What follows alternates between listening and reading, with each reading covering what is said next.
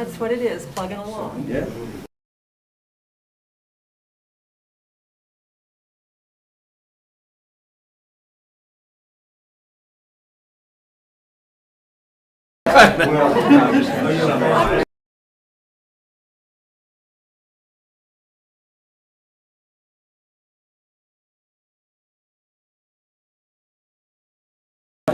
We spent the winter in Orange Beach, Alabama.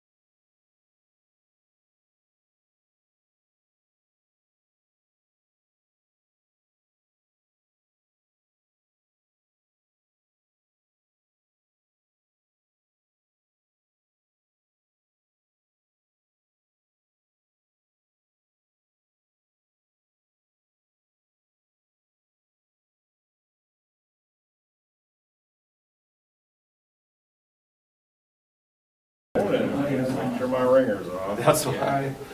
I'll drop it off at Cindy's office. Thanks, Kevin.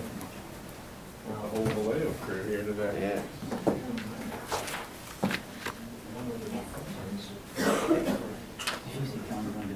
Yes, thank you.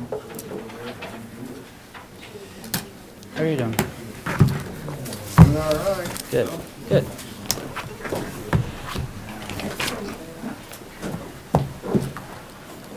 Ready? We'll begin with the Pledge of Allegiance.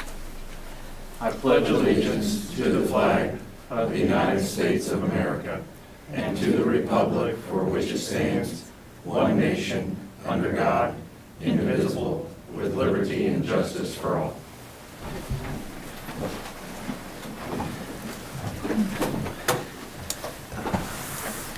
Good morning. Welcome to the April 22nd, 2021 meeting for the Shawnee County Board of County Commissioners. My name is Kevin Cook. I currently serve as the chair of the Shawnee County Commission, also representing District 2. Joining me today is Commissioner Bill Rippon, representing District 1. Good morning. Good morning. And Commissioner Aaron Mays, representing District 3. Good morning. Morning. Madam Clerk, our first item. Proclamations, presentations, Vallejo Behavioral Health Care 2020 Annual Report and 2021 First Quarter Report. Bill Persinger, Vallejo Chief Executive Officer. Morning, Commissioners, staff, and those in the audience. I appreciate the opportunity to take a few minutes to make a report this morning. I do want to introduce several governing board members out here, unless any new ones snuck in on me. We have Lisa Brown, relatively newly appointed from Missouri Credit Union, and Linda Oakes in the back, a familiar face. We snapped up those retirees and put them back to work volunteering for the cause. And also want to say another word of thank you to Linda when she was director for reaching out to Vallejo to do a pilot on their mass vaccination clinic. We sent 150 people over on one day, went smooth, it was great, so we really appreciate the health department for all the support. And also Dick Klein right there. So Dick, he's a longtime supporter of mental health and is here. And these folks can answer any questions today or and are here to represent the governing board. What I might do is there's a lot of pages to read. I'll just let the written record stand. I sent a draft and I tweaked it just a little bit when I found out I'd made a clerical mistake, because I do most of my own clerical work, and so I goofed and gave you a paper copy of an update there. Anyway, we just want to say thank you, and while we're reporting on 2020, it was a tough year. You guys hung in there with us again, year number 57 that we've had a relationship, a contractual and statutory relationship with the county. And I've said many times in my 5.5 years here, and I'll say it for as many years as the board will keep me, we wouldn't be here without you folks. We would just not be here without our cornerstone relationship we have with the county. It defines who we are. It creates what I call the cause, which is us being here for anybody and everybody who needs help. We just wouldn't be here without you. And so, looking on back into 2020 was a tough year, and like many organizations, like you folks, we pivoted and continue to stay open every day and operate. Your Shawnee County Cares team stepped up and gave us nearly $300,000 worth of much needed help through the CARES Act. We expect some more coming from the federal government. And so and maybe other levels of government as well as the ARPA takes effect. We do anticipate some additional block grant money coming in through the federal government from when President Trump signed the CARES Act bill last year. But, it's just a great confluence of people getting together at all levels of government. I had not seen that in my career. I first walked into a mental health center in 1977 and began my career, and have not seen all levels of government step up at the same time to really get, and we had seen federal government take initiatives over the years, and seen state government, county government, of course, taking the initiative for a long time, but a great confluence of governmental support for what we do, and a great confluence of partnerships out in the community. United Way, the Rescue Mission, the Police Department, Sheriff Department, a lot of the Health Department have mentioned them many times, all getting together, and we had those partnerships. All of us did, but I think everybody that might come up here and report to you would say those partnerships really meant so much in 2020, really kept us going, and for our part allowed us to keep the doors open every day at the mental health center. We went to work every day, did our jobs, and tried to serve the public as best we could, and just couldn't do it without you folks. We developed telepsychiatry and enhanced our services to people who are unsheltered, and saw the city step up and help out with the co-responder program, that program that basically, in short, puts a social worker on the street 24 hours a day with law enforcement. Sheriff continued his support of that program. And so for 2020, what I might do is just refer you to the document, and I know that you intimately know what we do, and I don't want to go through paragraph by paragraph unless you have specific questions, but we want to refer you to page 5. The services that are listed there, of course, there's 3 or 4 pages that could describe every service that's listed. Page the bill, it's the one that has the cover letter on the front of it. That one right there on your left. If you refer to page 5, just real quickly, every one of those services has a story that would take a long time to tell. I think over the years we've explained, kind of all the basics of a lot of these programs to you folks, but there's some very unique things in there that Vallejo does: the primary care, the alternative sentencing court, the co-responder program, the 24-hour-a-day crisis care program where people can go if they're having an acute mental illness episode or if they're likely to harm themselves. So just a lot of unique things going on here at the county. And the other really unique thing about Vallejo is that we've maintained our national certification through CARF, the Commission on the Accreditation of Rehab Facilities. Just went through a licensing, an accreditation audit late this winter, and I think we're going to get back some very good results from the audit team. Early indications are that we did well with that. We'll post you on that. The other thing about Vallejo is that we, at least in my administration, and I think started before I got here, have tried to align ourselves with people engaged in what I call the safety net, or the public safety net. Fire, ambulance, emergency rooms, law enforcement, and I like to include in that mental health and addictions, because we're right there 24 hours a day, providing that safety net of services to anybody, everybody who might need help. I want to say a special thank you to Director Brian Cole, the Shawnee County Corrections Department, for working so closely with me and DA Kagay and the sheriff and others on what we're calling the Intersection Coalition.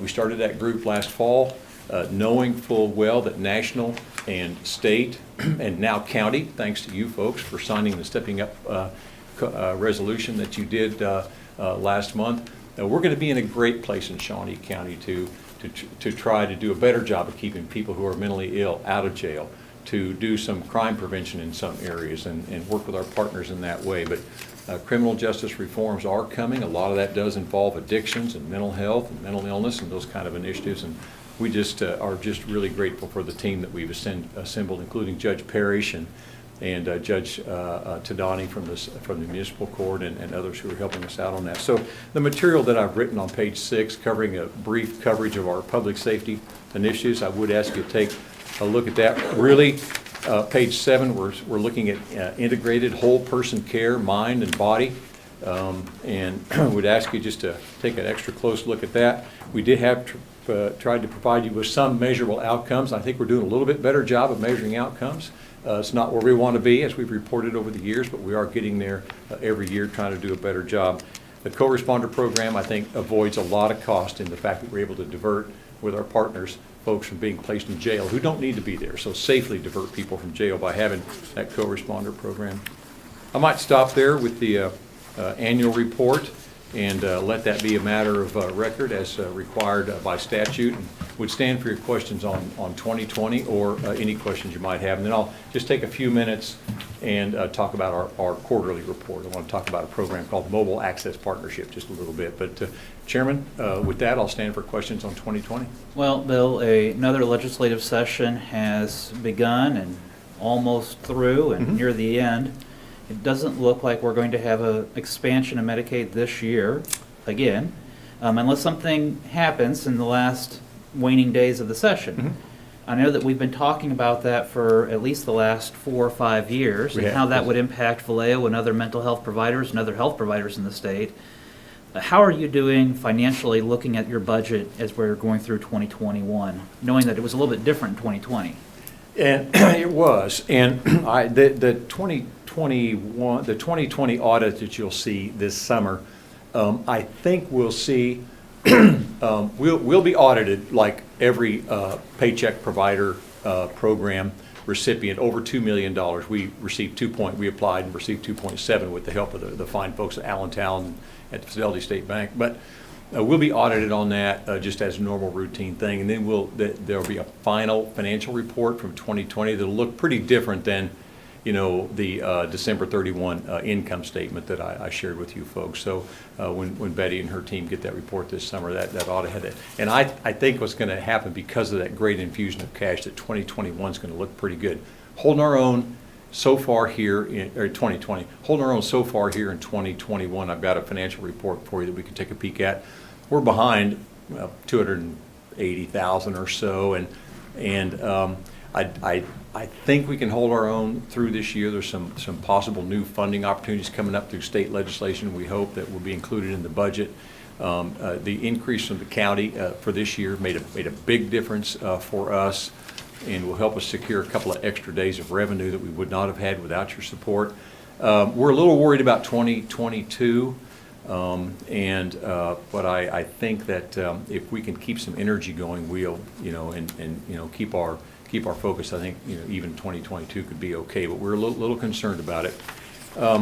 So the issue with Medicaid expansion is that would probably mean another $500,000, maybe more, in new revenue for Vallejo, not to mention Family Service and Guidance Center. They would benefit as well, but for doing what we do now. And that means that if we can pass Medicaid expansion someday, that those folks who are coming to us who are uninsured, roughly, well, it bounces around about 35% of our clients, sometimes a little higher, and we're serving them with an array of services that they're now paying out of pocket maybe just a few dollars. Medicaid would pay for that, and that would create a whole new revenue source for us and solve that bracketed problem that you often see around the bottom line of our financial figures. So I have just said in very general terms to anybody who'll stand still long enough to listen that, darn it, we're always behind about $500,000. And probably more when you really look at what it would take to get our pay up to competitive levels for other healthcare providers and things like that. But through cost control, and you can see that in the budget report, we've really tried to control our costs and do everything we can to maximize revenue, including last year starting telehealth, which has helped a lot. We've started a specialty medication clinic for depression that won't seem to go away on a new drug administered nasally called Spravato that's starting, and our health homes program with Medicaid starting to generate, some of those programs starting to generate a margin. So, but it's just, we're always just a little bit short, Commissioner. But I want to say, that even with that, it'd have been much, much worse if government hadn't stepped up and helped us last year. In fact, our donors stepped up, and we raised $256,000 last year. It was our biggest year ever. One donor in particular coming through for about half of that. It was outstanding, and we managed to raise quite a bit of money last year too, just through our fundraiser, although we didn't have our event. But always just behind the curve just a little bit on that, Commissioner. And Well, I know that as we start looking at our budget season, and it's going to be coming up more rapidly as we get towards June and July, but looking at the budget going into 2022, are you finding difficulty in retaining the staff that you have and keeping the staff, Vallejo fully staffed, and does that impact your ability for operations? It does. We aren't, of course, don't turn anybody away, but we're always searching for licensed alcohol and drug abuse therapists, licensed mental health therapists, folks to work overnight in our detox program, at the paraprofessional and the professional level in our crisis program. If you pull up that Vallejo website and look at job opportunities, there's always a dozen or so openings. And it is difficult. And I can't speak for other mental health centers around the state, but I can tell you the conversation is it's hard to find employees at all levels. And I think we see that here in Shawnee County with such a low unemployment rate. It's a very competitive market in the field of healthcare. And so,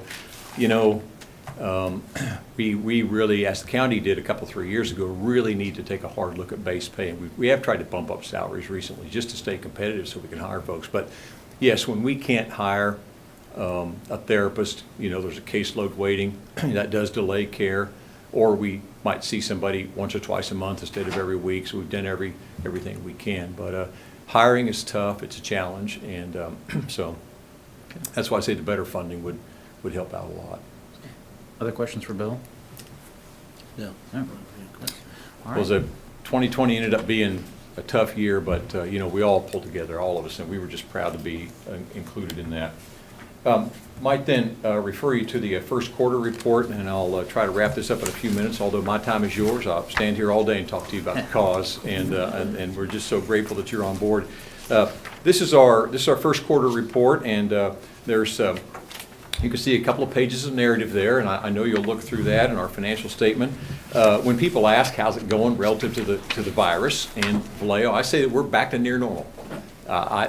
We don't know for sure, but between the vaccines and people just having had the illness, I want to say that probably 60-70% of the staff have antibodies, but we don't know that. We just have been, encouraging people rather than forcing people, and so we've done everything we can to keep the virus out of our buildings. Right now, I think we have one person who tested positive and one who was on quarantine last week. But thanks to our partners in the community and Stormont and the health department and others, we managed to keep the virus out of the building. So that is a good thing to report here at the end of the first quarter. The COVID grants that we've received continue to help us out a great deal. There's several more that we can apply for. We do hope that to see from the legislature and the state budget opportunities maybe to provide more housing for persons with mental illness. We hope to see maybe some funding to do some additional work in nursing facilities where they provide living alternatives for people who are mentally ill. hoping to see a bump maybe in our base grant through the state. It'll be a small one, but I think hopefully it will be a welcome increase. So several new, pretty good opportunities, I think, at the state level to apply for some grants. We're looking at a couple of federal grants we can apply for and some other things. So very, very busy first quarter financially. I do want to talk about the stepping up and Dr. Cole's work and mine and that of others that really, again, put the county in a great place going forward with criminal justice reform and doing some work in that area to collect data and do some some best practices and that kind of thing. But there's a great intersection between behavioral health care and corrections, and we wouldn't be there without our partners. The co-responder program, very busy, 432 direct contacts on the street during the first quarter, and doing our work there. Do provide a list of governing board members. These are the folks that we appoint per statute to serve on the board and represent their piece of the community. The board is full. I've got all 14 positions filled, and just real proud of the work they're doing. The other thing I show folks when they ask how's it going, the volume of our business is back up to where it was pre-pandemic level. And in our society, and as concerns adults with severe mental illness, there's always going to be kind of a base amount of folks who have a severe mental illness. And so that particular number of people seeking services didn't increase. It's about what it has always been. It's just going to be steady year after year, decade after decade. There's just about that percentage of population who have a mental illness, a serious mental illness, and who seek help. But some of the stories that we heard, the acuities and the problems people wrestling with were much more severe, much more acute. So we were just glad to be able there to meet that demand. There's a financial statement. You can take a look at that. Please call me anytime if you have a question on that. I want to talk just a minute or two about MAP, the Mobile Access Partnership, and you should have received an invitation to a May 4th event about 11 o'clock in the morning at the AMA Church over here. We're gonna kick off the first phase of that. It's a great partnership with the TPD's Behavioral Health Unit, Stormont Vale Health, the Rescue Mission, and Vallejo, and we think probably other partners in the future to create a continuum of care of social and health services that will give unsheltered individuals and other people on the street who are at risk a hand up. The first unit we're going to roll out, we've already taken delivery on. We were able to get this 22-foot trailer that is a very solid unit built and manufactured just for us on a grant from the Kansas Housing Resources Corporation, housed here in Topeka. We're calling it Shower and Hope. And so there's some pictures in there for you to look at and a diagram. And I think there will be a PSA, a press release come out pretty quick, but I hadn't already describing the program. But basically what we're going to do is create at 4, 5, or 6 locations around town, mainly churches, our faith-based partners on this project, just set up and provide a mobile continuum of care for folks. They can come and get a shower and do laundry and some health care right there on the street in the parking lot. Get plugged into services, gain access, and so we just think it's a great way to reach out to people and do yet another project to meet the needs of the homeless, people who are unsheltered, and others. So this is just kind of a quick picture, and then you've got some. I think the photograph tells a lot. That's about 8,000 pounds of dry weight, but we've got some partnerships that are helping out with storage and supplying water and removing the black water, the waste, from the shower and the toilet. I'll tell you, in all my years in this work, this is just one of the coolest things that I've seen come along, and I think we're really going to open the door for people. I think this partnership will grow, and we'll be able to help address food insecurity and people with health problems who don't have a physician, people who need mental health. It's a great platform for us to meet people, meet the public, and engage for people who might not otherwise reach out to us. We're just going to go reach right out to them, and have some other good discussions going on with the city and others about some projects. So just wanted to touch on MAP real quickly, the Mobile Access Partnership, and stand for questions, Chairman. Any questions? Commissioner Rippon. Bill, how many of these trailers that you hope to acquire? Ours is, have been delivered. Sergeant Clam and I and Barry and a couple other folks from the rescue mission met the trailer here in town on Saturday, March 25, and it's in storage and ready to go. The rescue mission is having constructed now, probably be available in 9 or 10 weeks, a mobile food pantry that will roll up, right alongside the shower and restroom laundry facility. Stormont Vale Health plans a mobile primary care clinic. We have a paramedicine vehicle that we all partnered on a few years back to take an old ambulance and have it wrapped in, it's called a mobile paramedicine vehicle, and that'll be there. We can use that unit as well to take some blood pressures and maybe have some health supplies for people and things like that. So I'm going to say, to start with, there'll be 4 or 5 units in any given parking lot, plus if other agencies want to come and maybe provide boxed food. And I think the rescue mission also plans a clothing vehicle to have appropriate clothing for people who are on the street and otherwise without visible means of support. Is that? Yes. So 4, 5, 6, Commissioner? And your staff man these, or do you use volunteers, or how do you? Both. This is, we've talked about, nonprofits in partnering with faith-based community. I know that there'll be some volunteers from the various churches, and we will use our existing, for example, at Vallejo, it'll be the homeless outreach team. For Mark DeGroff and Barry at the rescue mission, it'll be their street reach team. And so we'll use existing staff to start with. Over time, I think we're going to have to hire staff to be there, manage it, run it, oversee it, work with the partnership and move this thing going. It's developed pretty quickly, almost ahead of planning, if you will. It's just such a cool thing. It's taken on a life of its own. And so, Very good. but yes, I think eventually we'll need staff. Probably get Linda to drive a truck, right?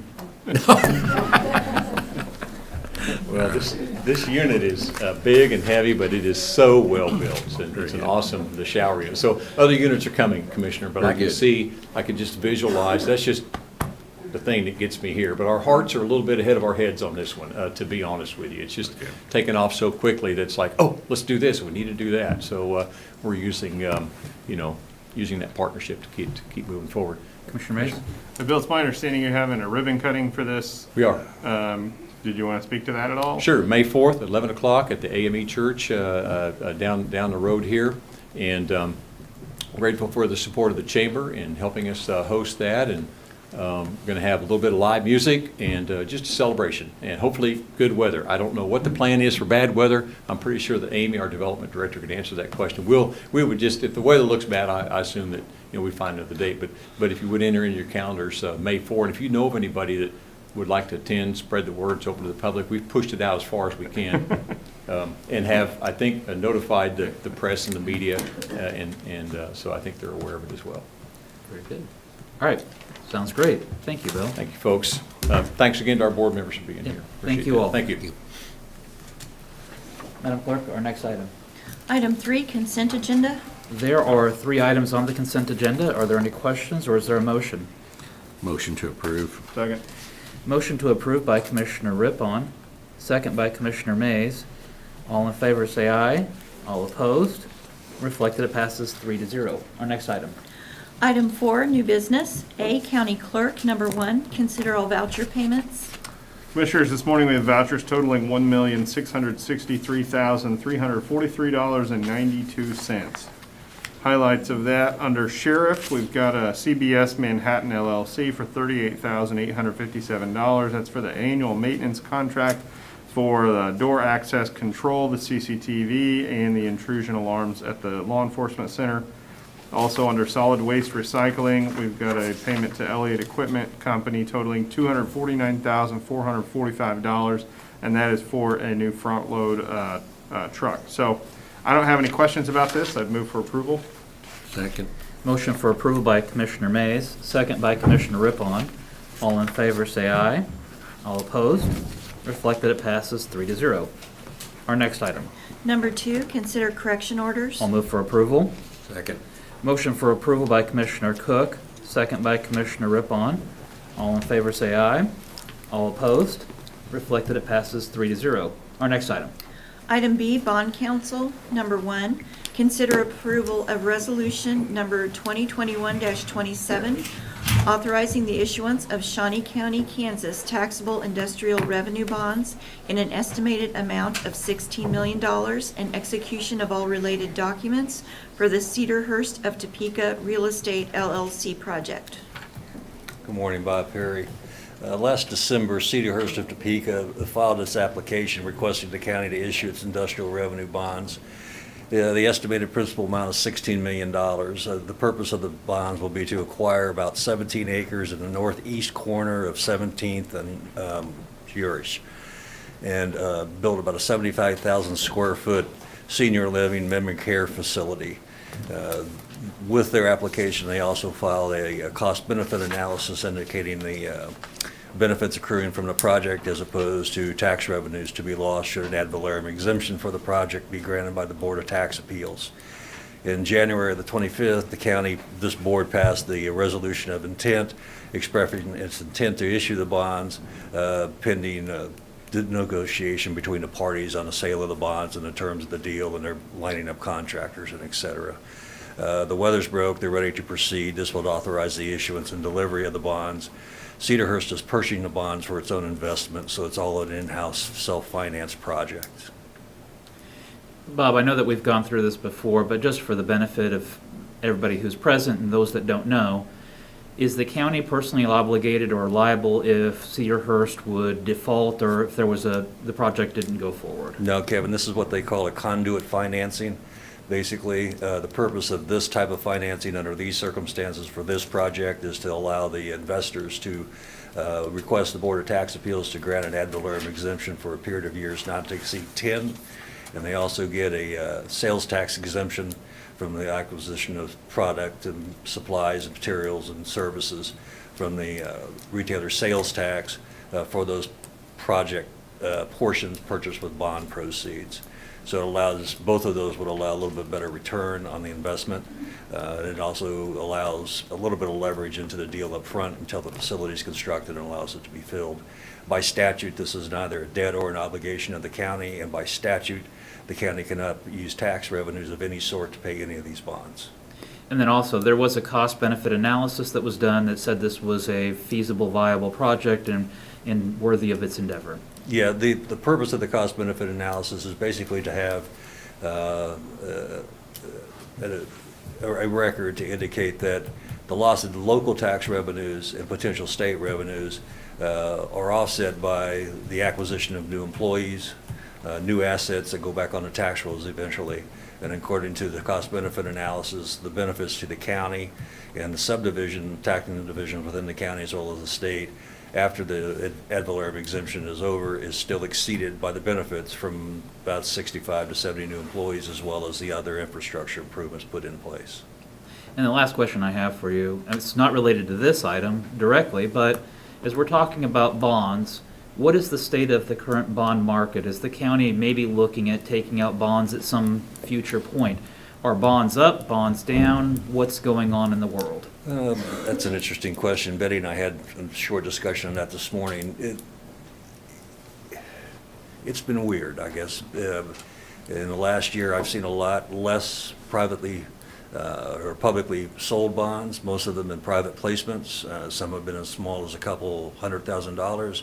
I've done a couple that have been as large as $60, $70 million. And the interest rate in every one of those deals over the last year has been less than 3. Most of those deals on the larger side, $10 million more, have been over 15 years. Several of them were 20, and there was a flat tax with between 2 and 2.75, which is cheap for a long-term bond. So does that mean that it's a good opportunity for the county to borrow money if there was a project that they were looking at as opposed to higher bond rates? Well, yeah, let's put it in perspective, Kevin. 20 years ago, off the top of my head, the average interest rate of a 20-year bond was probably close to about 4.5. Okay. And today it's probably less than 2.5. Okay. And if you're talking $10 million on the long end, which is 10 to 20 years, that's quite a bit of interest cost is reduced should you borrow money today. Okay. Have questions for Bob? No. All right. Is there a motion to approve? I will move to approve. I will second. Motion to approve by Commissioner Mays, second by Commissioner Rippon. All in favor say aye. All opposed, reflect that it passes 3-0. Thank you. Our next item. Item C, Department of Corrections. Number 1, consider approval of Kansas Department of Corrections grant application for fiscal year 2022 for adult community corrections funding. Good morning, Commissioners. Brian Cole, Shawnee County Department of Corrections. This is a community corrections request that we're just requesting approval of the attached adult intensive supervised probation grant application to the Kansas Department of Corrections for funding of our operations.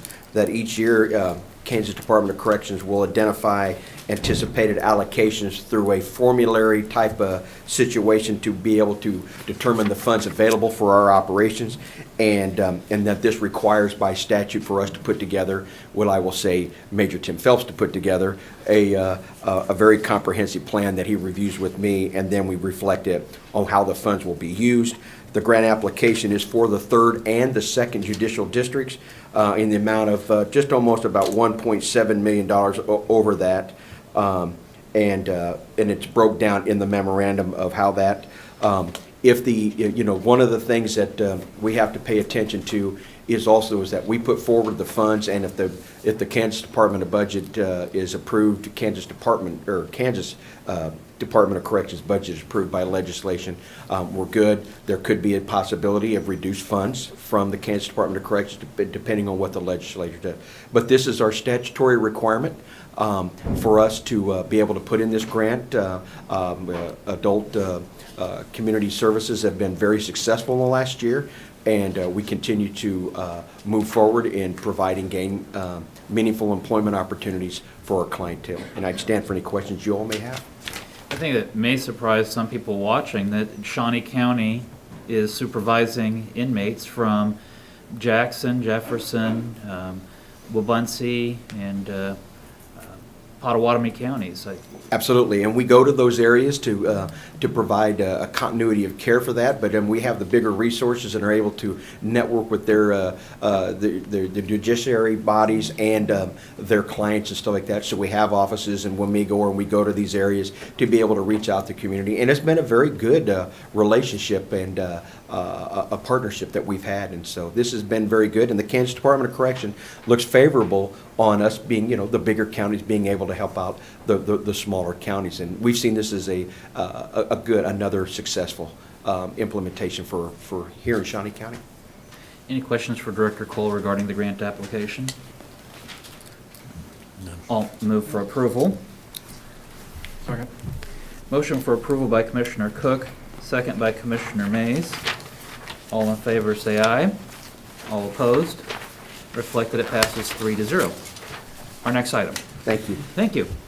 Item D, Public Works. Number 1, consider authorization and execution of contract C-168, 2021, a sole source agreement with Terracon Consultants, Inc., for work plan implementation and corrective action plan development related to the closed Shawnee County landfill at 9500 Southwest 21st Street at a not-to-exceed cost of $37,300 with funding from the Solid Waste Department.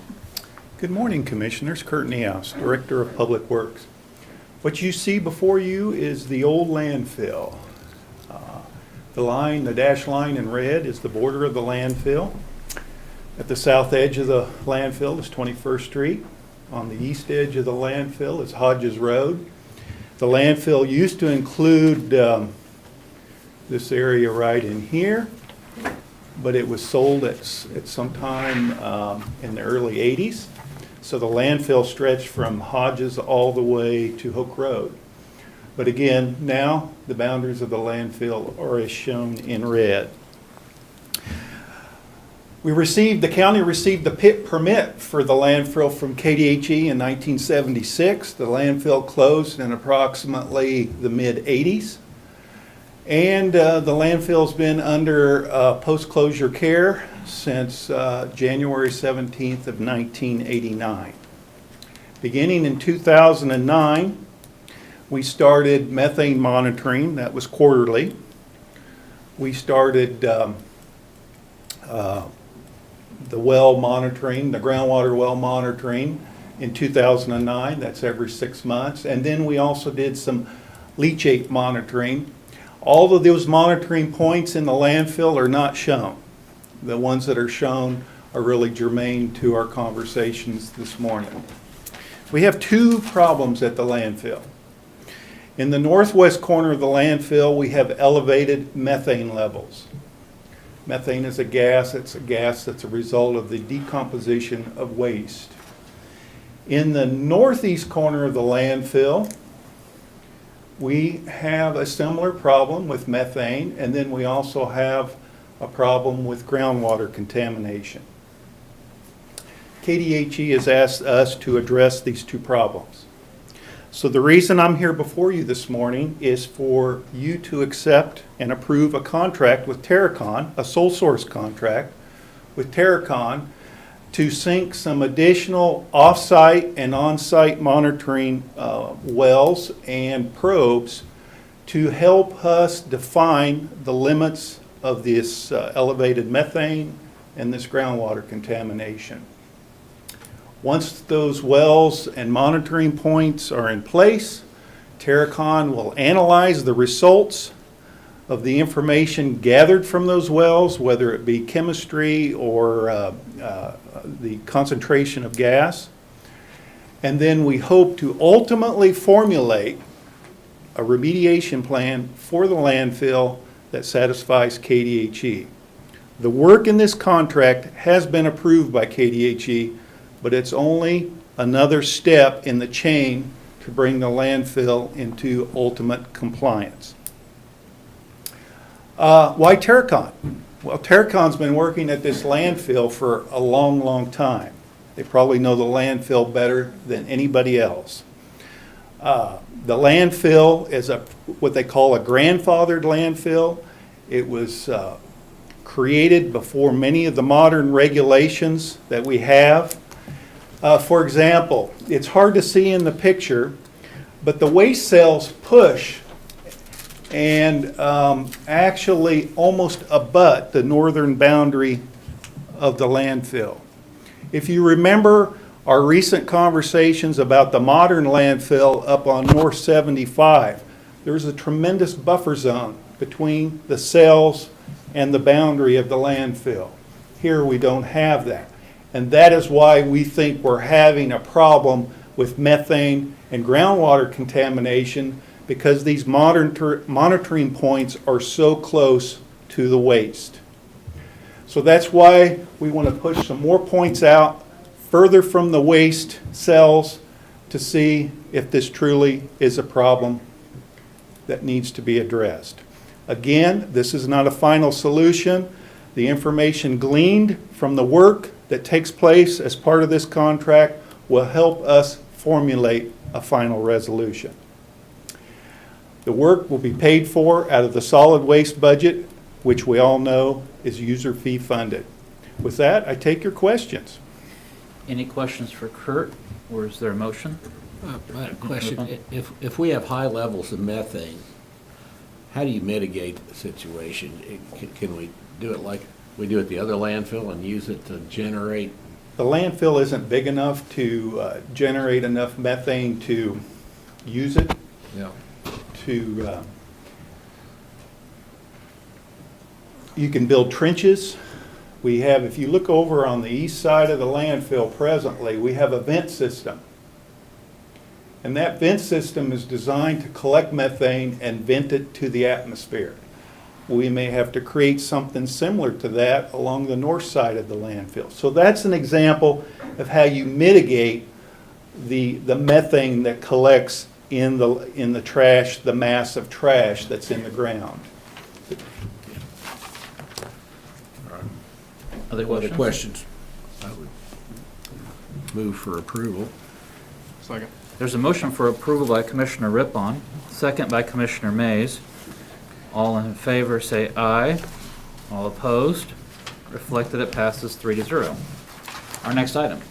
Number 2, consider approval of request for a road maintenance project budget of $790,356 for a cold mill and hot mix asphaltic concrete overlay on a section of South Topeka Boulevard with funding from the 2021 departmental operating budget and the Special Highway Fund. Good morning again, Kurt Niehaus, Director of Public Works. Here a few weeks ago, I was before you talking about East 6th Street and how we needed to take care of our infrastructure that we have. Not only do we build new projects, we need to also take care of what we have. This is another example of contract maintenance. We would like to mill 2 inches of asphalt on northbound US 75 from approximately 1,500 feet north of 93rd Street. 93rd Street is down here where my cursor is, all the way north to just north of the principal airport entrance, Airport Drive. Approximately 3.13 miles. Again, northbound lanes only the through lanes, not any turn lanes, not any turnouts at intersections, just the through lanes, 24 feet wide. This section consists of old concrete pavement, probably put down by KDOT in the 40s, and it's topped by approximately 6 inches of asphalt. Again, we want to remove 2 inches, come back with 3-inch overlay, and then maintenance, Public Works maintenance, will put down striping and dress up the shoulders. With that, I look forward to your questions. Questions regarding the project? Commissioner Rippon. What's your timetable on this? We'd like to start in June or July, and obviously we're working around the festivities that will occur down south there. Other questions? Commissioner Mays. Yes. So if we mill 2 inches and add 3, so we'll be increasing the height of the roadway. Yep. I mean, is there a big differential now? You said it's about 6 inches of asphalt currently. I mean, are we building up the shoulders at all? Or? Oh, yeah. Like I talked about, our road maintenance crews, what they'll do is place the striping, and then they'll dress up the shoulders so that there's no drop off. You bet. That's an absolute. Okay, thank you. Any other questions? Is there a motion? I'll move to approve. I'll second. Motion to approve by Commissioner Mays, second by Commissioner Rippon. All in favor, say aye. All opposed? Reflect that it passes 3-0. Thank you, Commissioner. Thank you. Our next item. Item E, solid waste. Number 1, consider approval of request to pay $10,899.32 to MHC Kenworth for the emergency electrical repairs of a solid waste truck with funding from the Solid Waste Fund.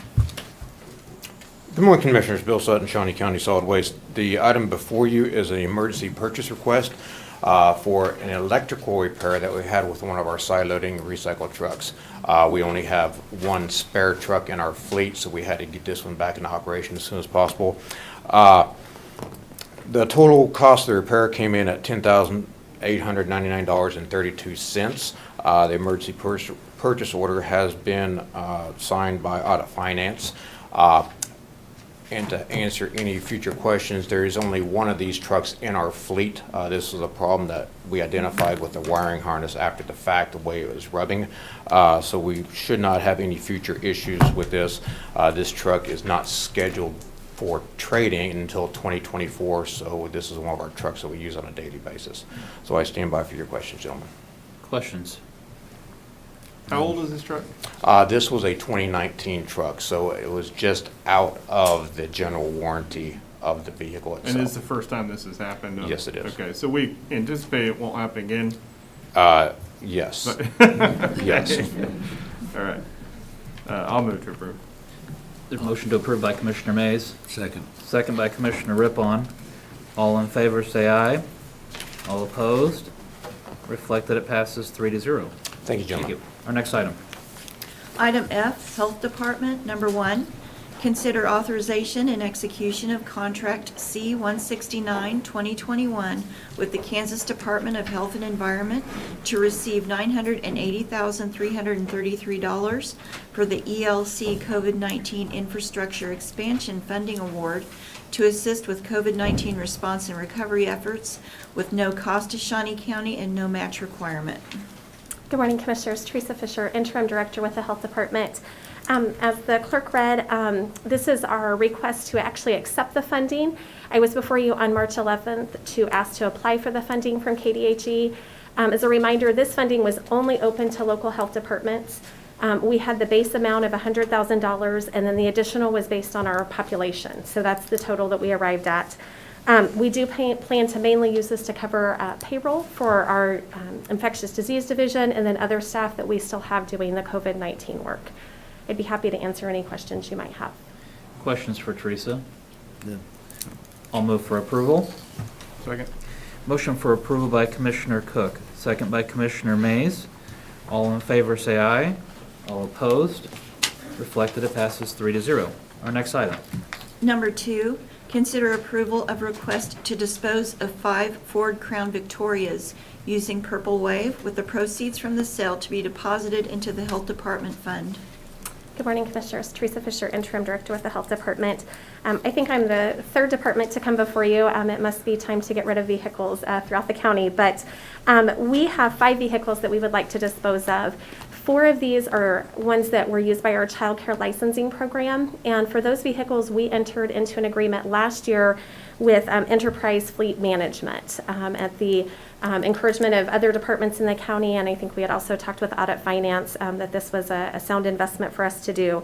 The other vehicle that we've replaced is one that was used at our clinical services for our nurses when they're doing the direct observation therapy with our TB patients. And we were able to replace that vehicle with one from the appraiser's office that they were getting rid of. I would be happy to answer any questions. Questions regarding this item? Okay. Is there a motion? I'll move to approve. I'll second. Motion to approve by Commissioner Mays, second by Commissioner Cook. All in favor say aye. All opposed? Reflected, it passes 3-0. Thank you. Commissioners. Our next item. Item G, Facilities Maintenance. Number 1, consider approval of request to utilize $4,990 from the contingency fund for the emergency replacement of an air conditioning unit that cools room B6 at the courthouse. Good morning, Commissioners. Tom Randalls, Shawnee County Facilities Management. About a month ago, we had an air conditioner breakdown. The total cost, due to the age of the air conditioner, it would be cost effective to just replace it than repair it. And the total cost was $4,990. This is for the cooling in room B6, Division 15, and I'm happy to take any questions you might have. Any questions for Tom regarding this item? I'll move for approval. Motion for approval by Commissioner Rippon, Second. second by Commissioner Mays. All in favor say aye. All opposed? Reflected, it passes 3-0. Thank you, Tom. Thank you, Commissioners. Our next item. Item H, County Counselor. Number 1, consider authorization and execution of contract C-170-2021, change order number 15 with McCown Gordon Construction LLC for items related to the Stormont Vale Event Center renovations project totaling $127,428, utilizing contingency funds set aside for the project. Good morning, Commissioners. Jim Kraus, Shawnee County Counselor. The clerk said it all. This is change order number 15. It's probably our second to last change order. We would anticipate a few additional minor items that might be revealed on final inspections for the project. But we're down to the end of this. We'll be closing it out in about a month. The last pieces of the project will be the chiller replacement pieces of that. And you'll see that this isn't one large item. These are several smaller items that have arisen over the last month, included, for example, chiller power connection repairs. It's $10,000 that we realized we needed to spend as part of the chiller replacement project once we opened those up and got in to see what exactly was going on there. But I would request your approval of this change order today and try to answer any questions you might have. I think that you're, like you said, you were getting close to the end. You said 30 days or so. Yes. As we get maybe a little bit closer, we might have McCown Gordon come back and maybe give an update to the county commission on the progress and renovations and where we stand. And We'll absolutely do that as a sort of a wrap-up session, perhaps with the final change order or something like that. But as you can see when you drive by, it's very exciting. You can see the building coming together very nicely. Excited for the public to be able to get into it and use it. Me too. Any questions regarding the change order? Commissioner Mays? Oh, Commissioner Rippon, I guess. No, I had a question on the roofing. Where was that additional roofing needed? Kellen helped me out here. I believe just explain. Yeah. Thank you. That additional roofing is for the parapet wall, which is located above the east entrance on the south side of the building. There's a shorter subwall there that needed some TPO roofing material that wrapped up along the bottom of that and up the edges to keep water from penetrating that roofing material and the old siding that has been replaced. Okay. It was an existing. Yeah, that Existing, wall right. is an existing wall, correct. So I was confused. I thought we were putting a new roof on with the project. Commissioner Mays? Jim, or maybe Kellen, there's a mention in here for asphalt repair at Laydown Arena.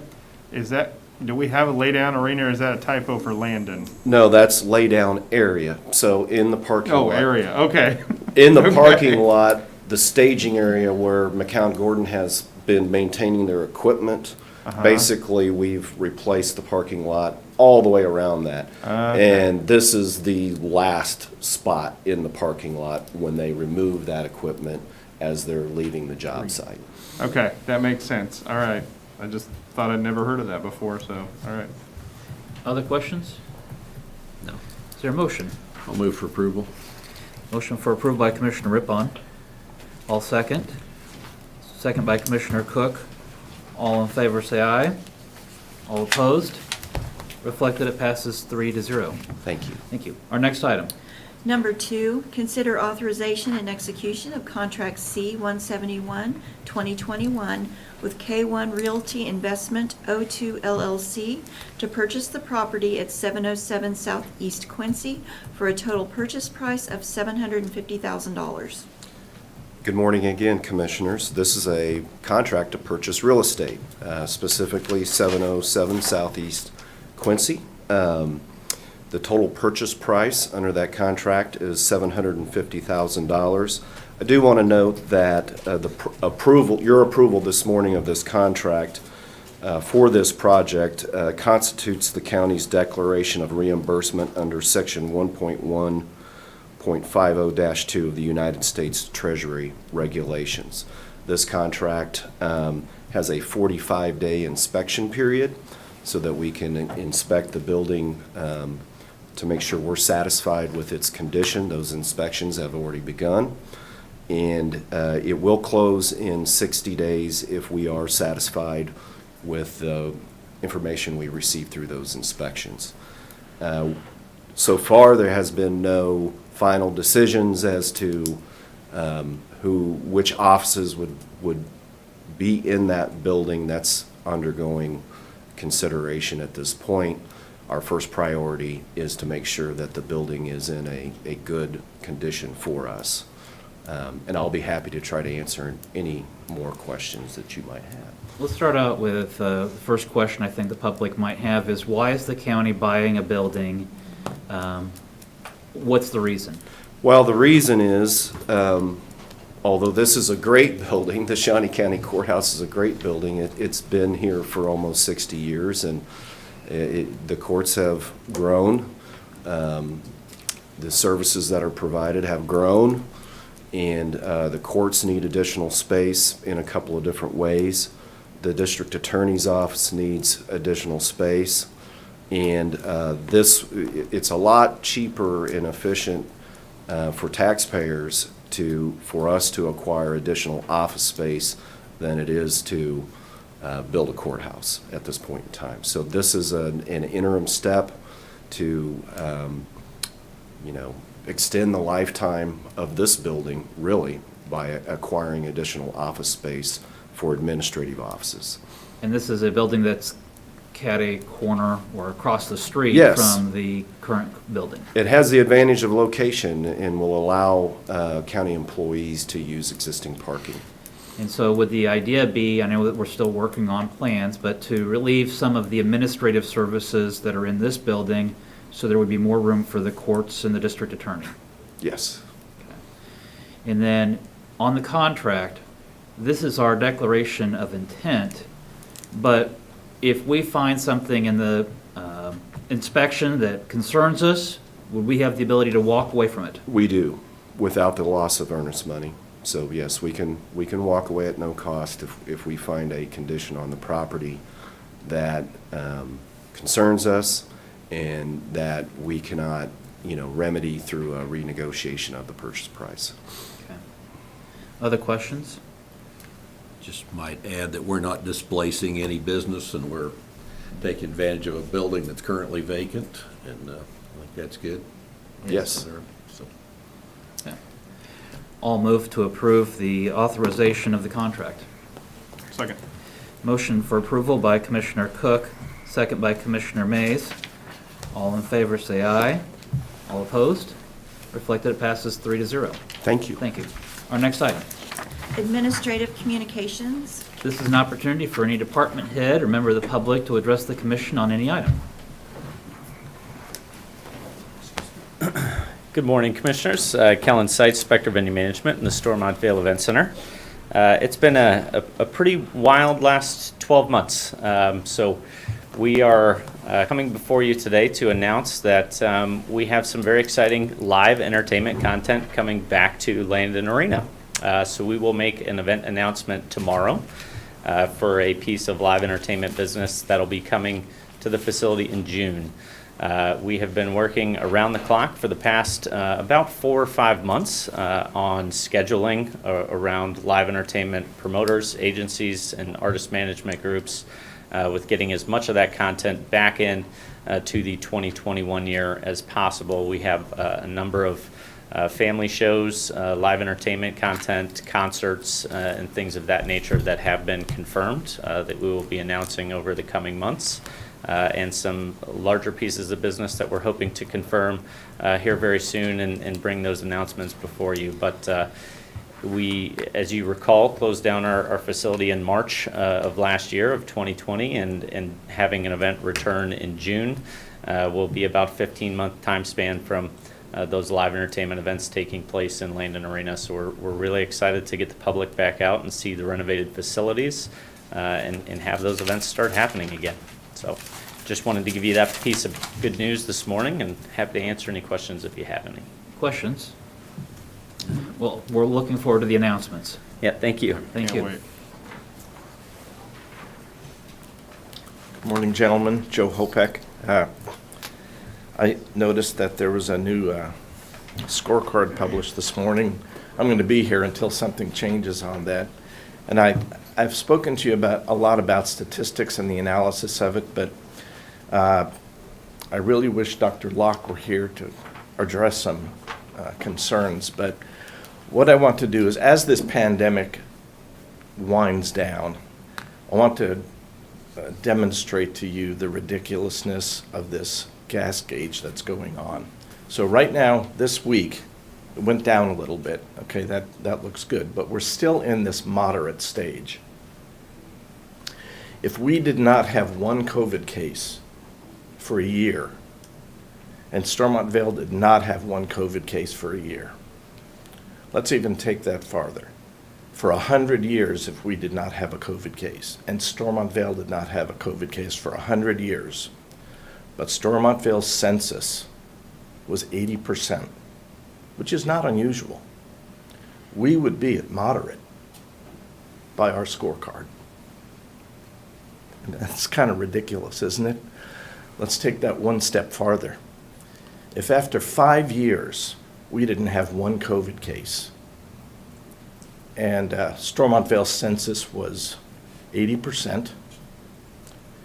And one person walks into Stormont Vale's emergency room, gets tested positive for COVID, and gets hospitalized. Our dashboard speedometer goes all the way up to substantial for one patient. One patient.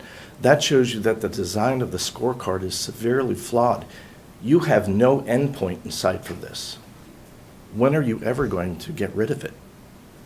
We will always be in moderate or flipping into moderate and substantial for the rest of our lives if you let this scorecard stand. I'd like to make a couple of recommendations instead of just getting up here and complaining. One of them is, first, I would ask you to direct the county health officer to take the speedometer scorecard off. That's what people are looking at, and as I just demonstrated to you, it's ridiculous. And people are looking at it. If we could get rid of that, the county health department also has what they call their dashboard on there, which is just factual numbers showing trends. That's great. Let them leave that on there. But take that crazy scorecard off. That's one recommendation. That, to me, that's the best, if they would get rid of that. If there's resistance to doing that on your part or on their part, let me throw something else out to you. There is nothing on our scorecard, on the speedometer card, and that's a card that tells our index of risk for transmission or how we're doing with transmission. There is nothing there about vaccines. We could have 100% of the people vaccinated and our scorecard would still be today moderate, okay? That's another flaw. Why don't, if they're not going to get rid of that thing, which just is crazy to me, but if they're not going to get rid of it, I would suggest that for every 20,000 people who are vaccinated, they take 1 point off the scorecard. That would give a little bit more realistic indication of what's going on with COVID in the county. So ask you to consider those things. But the best thing would be to just have that crazy gas gauge thing taken off and leave the dashboard on there.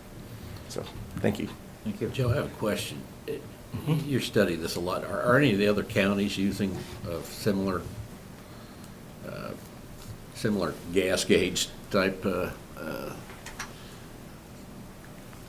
Are they using anything Tools? like that? Tools. I have to say, I haven't looked at other counties. Okay. I just analyzed what we have. Okay. All right. Sorry. Thank you.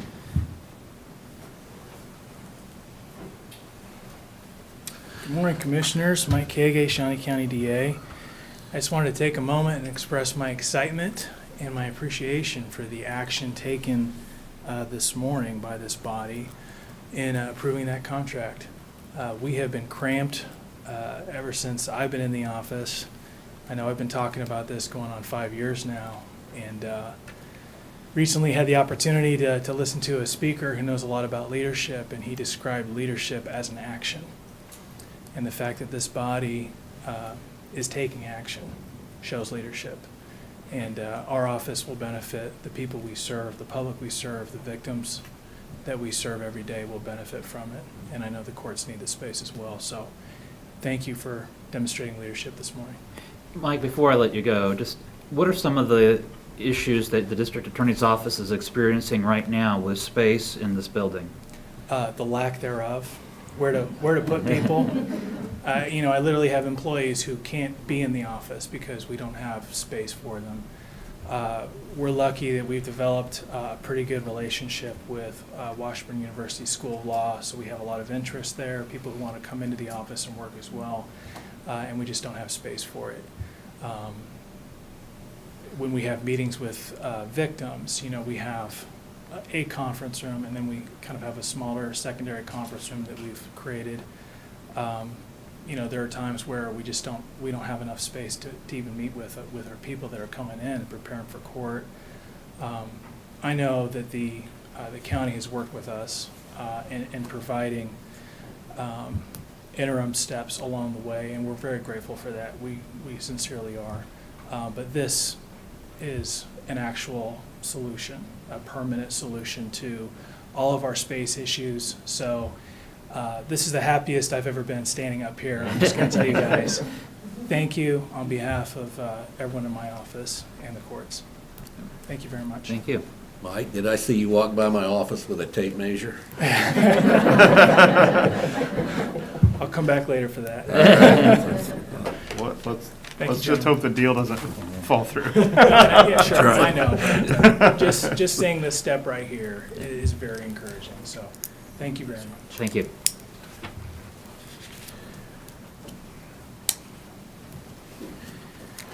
Good morning, Commissioners. Angela Lewis. I'm here on behalf of the Insurance Committee today. I'm going to show you a slideshow that Stephanie Coolman put together for us. And what you see there in the corner is our 2021 benefits guide. But what these pictures will go to is our 2022 benefits guide. We had 69 entries this year of photos of employees, families, and other employees, and even some of their pets going through there. And we'd just like to announce our winners for next year's guide. They are Ashley Pendergrass from the Department of Corrections, Samantha Mercer-Jones from Human Resources, Deanna Hartley from the Health Department, Leah Pine from Public Works, Olivia Meyer from Parks and Rec, Jeremy Meyer from Parks and Rec, Yolanda McCrae from the Sheriff's Office, Maria Latondras from Human Resources, and Brian Cole from the Department of Corrections. We have wonderful, beautiful people who work for Shawnee County, and of course the landscapes are of Shawnee County properties as well, and we look forward to seeing all these photos in next year's guides. Great.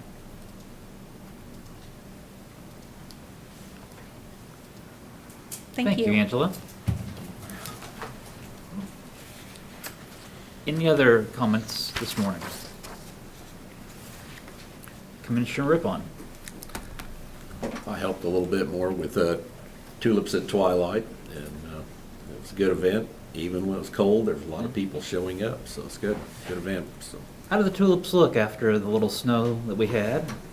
tulips are tough. They can take temperatures down to like 26 degrees. It doesn't bother.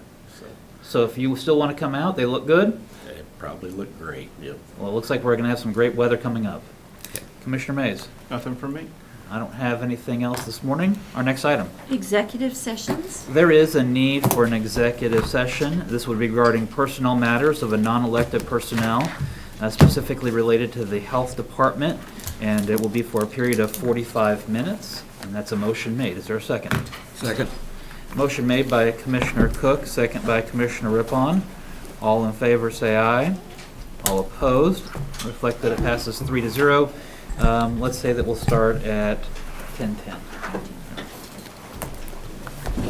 We're now in executive session. Where are we going to do that? Can we do it to your office? Okay, that'd be fine.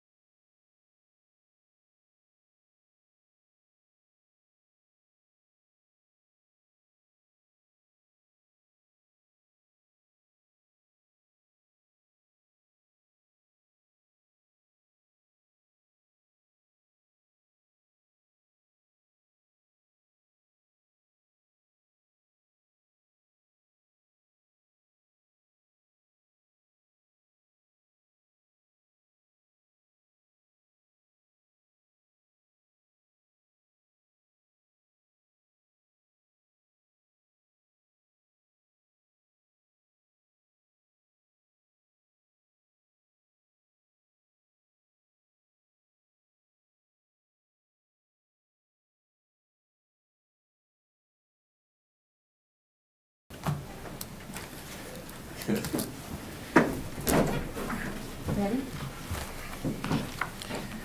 We're back from executive session. No action was taken. We're adjourned.